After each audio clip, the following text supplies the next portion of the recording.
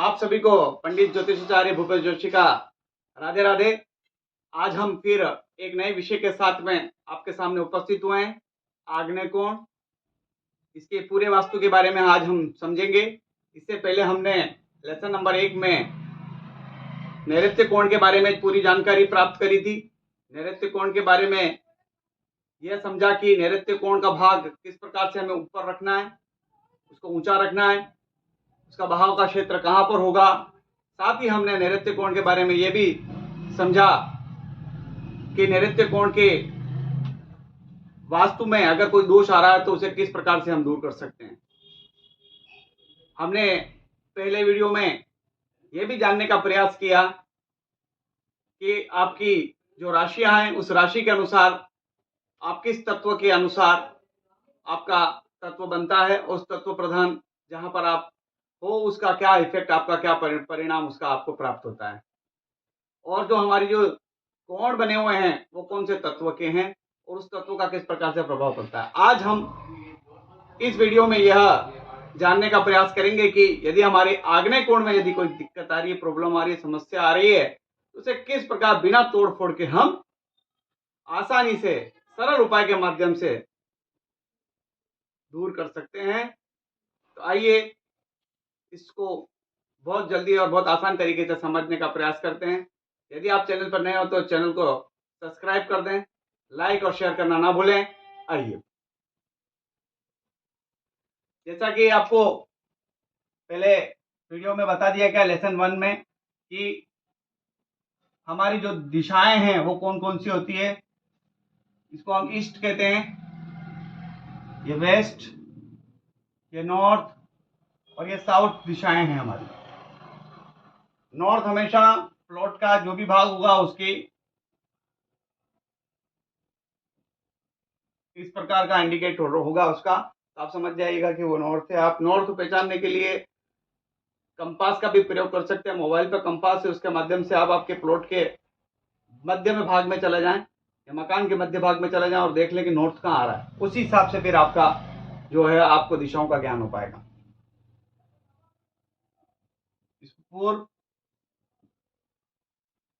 पश्चिम, ये उत्तर और ये दक्षिण। हमने समझ लिया था कि साउथ और वेस्ट का भाग जो है वो नैऋत्य कोण कहलाता है। हमने ये समझा कि आपका साउथ और ईस्ट का भाग आग्नेय, जिसको आज हम समझ रहे हैं, और आग्नेय की दिशाओं को भी हमने समझा था कि आग्नेय की दिशाएं कौन कौन सी होती है, या आग्नेय के लिए जो राशियां होती है वो 1, 5 और 9। यदि आप मेष राशि के हैं, यदि आप सिंह राशि के हैं और आप धनु राशि के हैं तो आपका तत्व अग्नि तत्व होगा। इसके बारे में भी हमने जानकारी ले ली थी। आपने समझा कि नॉर्थ और ईस्ट का जो भाग होता है उसे हम ईशान कोण कहते हैं। सेकेंड वीडियो के बाद थर्ड वीडियो हम ईशान कोण पर बनाएंगे, और उत्तर और पश्चिम का जो भाग है जिसे हम वायव्य कोण कहते हैं, चौथा वीडियो आपको वायव्य कोण का मिलेगा। इसके बारे में जानकारी, चारों कोणों की आपको जानकारी बहुत इजी वे में इसमें समझ में आ जाएगी। आज में हम जो समझना चाह रहे हैं वो इस आग्नेय कोण को समझना चाह रहे हैं। इस आग्नेय कोण को मैं उठाकर यहाँ रख रहा हूँ ताकि आप इसको और अच्छी तरीके से समझ सकें कि क्या क्या इस आग्नेय कोण के अंदर हम रख सकते हैं। जैसे ही आग्नेय कोण हम यहाँ पर लेकर आते हैं तो इस आग्नेय कोण का जो भाग है इसमें भी वापस चारों दिशाओं को आपको इसके अंदर इंक्लूड करना है ताकि पूर्ण तरीके से वास्तु सम्मित वो काम हो सके। तो हम वापस यहाँ पर ईस्ट, वेस्ट, नॉर्थ और साउथ करेंगे, और ये वाला जो भाग आपका होगा ये आग्नेय का भाग कहलाएगा इसमें। अब हम करते क्या है गलती, हमको ये तो मालूम है ये भाग है, लेकिन हम रसोई का मुंह इधर कर देते हैं, इस साइड बना देते हैं। ऐसा ऐसा नहीं करना है। जब हमको मालूम पड़ गया कि इस भाग में भी ये वाला भाग यहाँ पर आ रहा है तो हमको मकान बनाते समय यदि बना हुआ है तो किस प्रकार से दोषों को दूर करेंगे वो भी समझेंगे। लेकिन यदि बना रहे हैं तो फिर हमको यहाँ पर इसको ऐसे स्थापित करवाना ही है, रसोई का स्टैंड, क्योंकि हम जानते हैं कि आग्नेय कोण है तो आग्नेय कोण में हम रसोई को स्थापित करेंगे। और ये स्थापित तो कर लिया यहाँ पर, लेकिन इसमें भी हमारे को ध्यान में रखना है कि पानी की व्यवस्था कहाँ करनी है, क्योंकि हम जानते हैं कि जहाँ रसोई होगी वहां पर हमको पानी भी रखना पड़ेगा। तो कोशिश आपको ये करनी है कि आप पानी का स्थान जो है ईशान कोण की तरफ खींच के ले जाएं। और हम जानते हैं कि साथ में आपको बेसिन भी इसके अंदर आवश्यकता होती है, तो ये बेसिन आप यहाँ पर लगवाएं, इस कोण में भी इस प्रकार से। जो भोजन बनाने वाला व्यक्ति है उसका मुंह कोशिश करें कि ईस्ट की तरफ रहे। अगर यह ईस्ट की तरफ नहीं बन पा रहा है तो फिर नॉर्थ की तरफ रखने का प्रयास करें। इसके अलावा दोष उत्पन्न करता है। और यदि आप इसी आग्नेय कोण में ही कहीं बिस्तर, क्योंकि मकान छोटे होते हैं तो हमको समझना पड़ता है कि उसके अंदर ही आग्नेय कोण में ही हमको कभी पलंग और ये भी लगाना पड़ता है, तो इसके पलंग के लिए जो जगह होगी वो आपका नैऋत्य कोण होगा, ध्यान रखें। इसका नैऋत्य कोण को आप पकड़े तो फिर आपको यहाँ ये वाला भाग जो दिख रहा है यहाँ पर आपको उसका बेड लगाना। जब यहाँ पर आप बेड लगा रहे हो तो बेड में जो सर होगा वो आपका साउथ की तरफ होगा और जो पैर होंगे वो ध्यान में रखिएगा आप नॉर्थ की तरफ होंगे। अगर ऐसी सेटिंग नहीं बैठ पाती है आपकी, फिर कोशिश करें आपकी इस बेड को इस जगह लगाएं और इसमें फिर आपका सर जो है ईस्ट की तरफ और पांव होंगे आपके वेस्ट की तरफ रखें। ये सेटिंग भी नहीं बैठ पाती है आपकी, ऐसा भी नहीं बैठ पा रहा है, तो फिर आप इसको बेड को इस जगह लाएं। हालांकि ये आपके प्रवेश द्वार के लिए सबसे अच्छा है, लेकिन प्रवेश द्वार को फिर आप खींच के इधर ले जाएं और यहाँ पर बेड लगाएं इस कोने में। इस कोने में जब बेड लगाएं तो फिर ध्यान में रखें कि आपका सर जो है वो उत्तर की तरफ रहे और पांव आपके जो है वो इसमें सबसे उत्तम जो है आपका ये वाला कोण रहेगा जहां पर आप बेड लगा सकते हैं। तो बेड की व्यवस्था आपको समझ में पड़ गई। यदि आप इसमें फ्रिज और ऐसे उपकरण रखना चाह रहे हैं, फ्रिज और ऐसे उपकरण जो बिजली से संबंधित सारे उपकरणों को आप आग्नेय कोण में ले जाना आपको चाहिए। जैसे कि आपका गैस तो हो गया, यहाँ गैस के बाद में आप फ्रिज रख रहे हैं, फ्रिज भी कोशिश करें कि इसी दिशा में यहाँ आप स्थापित करें। ओवन है, मार्केट में आजकल मिल रहे हैं, आपको मालूम है, अलग अलग प्रकार के, जिस प्रकार से भी मिले वो आग से संबंधित जो भी आपको यहाँ पे मिल रहा है। गैस का जो टंकी है वो भी इस साइड में रखने की कोशिश करें, वो भी गैस है। अच्छा, विद्युत का जो आपका मीटर है वो भी इस भाग के अंदर लगा सकते हैं आप। साथ में यदि ट्रांसफार्मर है वो भी आप यूज कर सकते हैं। तो जो भी अग्नि से, आग से संबंधित जो भी वस्तुएं यहाँ पर रख सकते हैं। इसके साथ साथ यदि ध्यान में रखना, यदि आप इसको भंडारण कक्ष बनाना चाहते हैं तो भंडारण कक्ष के लिए भी उत्तम होगा, क्योंकि गर्मी रहेगी तो यहाँ पर उसकी नमी नहीं आएगी। इस भाग में गर्मी रहेगी तो नमी नहीं आएगी। जब नमी नहीं आएगी तो आप समझेंगे कि यह अनाज को सड़ाएगा नहीं, इसलिए भंडारण के लिए भी यह उपयुक्त माना गया। आग्नेय कोण अच्छा माना गया। अगर भंडार ग्रह करते हैं इसको तब भी ये अच्छा फल देता है। तो उस भंडार ग्रह के लिए फिर ध्यान रखिए ये वाली दिशा, इसका आधा वाला भाग 3 भाग करके इसका ये वाला भाग है, इस पार्ट के अंदर आप इसको अनाज और ऐसी व्यवस्था को भी आप यहाँ पर रख सकते हैं। तो ये भी आपके लिए बड़ा उत्तम फल दे देगा, अच्छा काम करेगा। अब पता कैसे लगाएं कि हमारा घर का आग्नेय कोण है? जैसे आपको मालूम पड़ गया होगा कि आपका अगर ये इस प्रकार से व्यवस्था नहीं जमी हुई तो कहीं ना कहीं दोष आ रहा है। आग्नेय कोण में यदि आपका रसोई घर नहीं है तो फिर आपको रसोई बनाने के लिए या तो उत्तर में या फिर आप इस वायव्य कोण की तरफ ले जा सकते हैं। ईशान कोण और आपका नैऋत्य कोण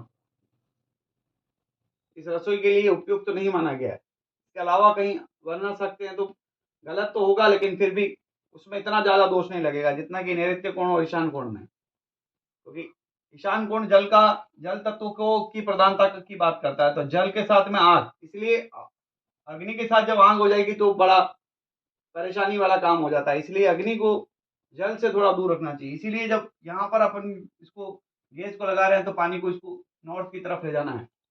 ऐसा नहीं हो कि पानी तो यहाँ हो जाए और गैस यहाँ हो जाए ईशान की तरफ। इसमें भी फिर उस कमरे का वास्तु, उस कमरे के वास्तु के अनुसार उस चीज को हमको डालना चाहिए ताकि वो वहां पर भी वास्तु सम्मत तरीके से बैठ सके। इस चीज को ध्यान में रखना। आग्नेय कोण में ही अगर आपको ये देखना है कि अगर हमारे को कहीं बाथरूम बनाने की, तो फिर उसको भी नैऋत्य कोण की तरफ नहीं ले जाना, उसको फिर हम इस वाली दिशा की तरफ देखेंगे सिर्फ।